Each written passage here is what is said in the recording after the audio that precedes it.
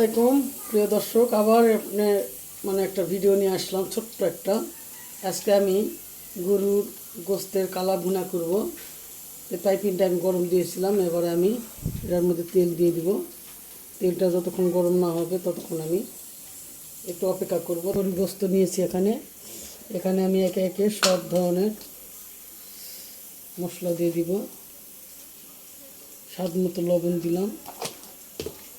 এবারে আমি মরিচের ফাঁকি দিয়ে দেবো। মরিচের গুঁড়া এই যে যেমন ঝাল খায় সেরকমই দিতে পারবে। আমরা একটু ঝাল বেশি খাই, 3 চামচ দিলাম। এবারে দিব আমি